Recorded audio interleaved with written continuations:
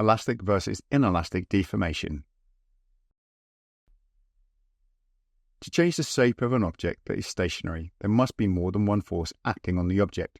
The word used to describe a change of shape is deformation. The object's shape can be changed by bending, compressing, or stretching.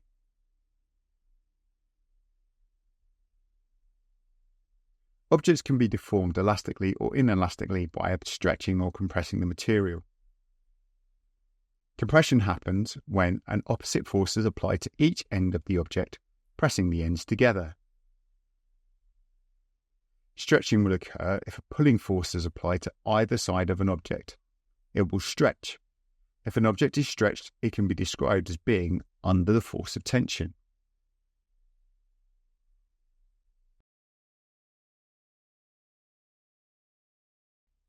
A force is applied to both sides of the action figure, placing it under tension to make it stretch.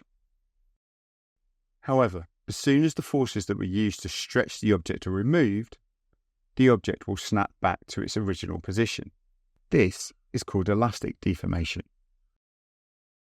Let's have a look at some springs. When a force is applied to a spring, the spring will change shape and stretch.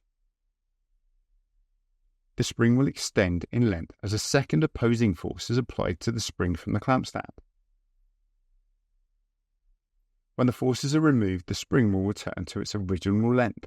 This is elastic deformation. If the forces are reversed in direction, the spring can be compressed.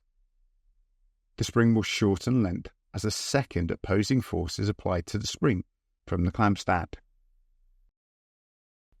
The spring will return to its original length when the forces are removed. This is also elastic deformation.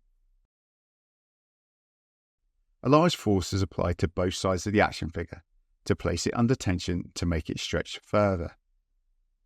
The force that has stretched the material has stretched it past its elastic limit. So when the forces are removed, the action figure will not return to its original size. This is called inelastic deformation.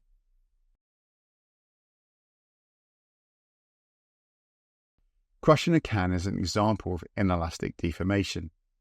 Forces are applied from both sides of the can, changing its shape.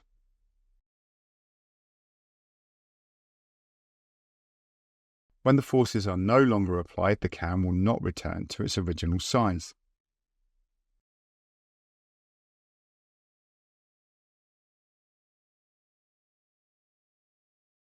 The deformation of a material is elastic when the material returns to its original shape, size, or length once the forces are removed.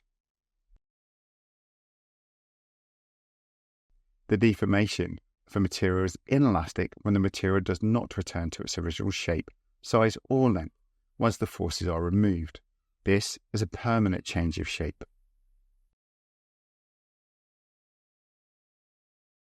Did you know inelastic deformation can also be referred to as plastic deformation? Summary. Forces can change the shape of an object. Two or more forces are needed to act on a stationary object to change its shape. Elastic or inelastic deformation describe the properties of different materials when they are stretched or compressed. Plastic deformation is another term for inelastic deformation. Keywords: elastic deformation, when a material returns to its original shape, size, or length when the forces are removed. Inelastic deformation, when a material does not return to its original shape, size, or length when the forces are removed. Stretch, to extend in length or area. Tension, the act of stretching or the state or degree of being stretched.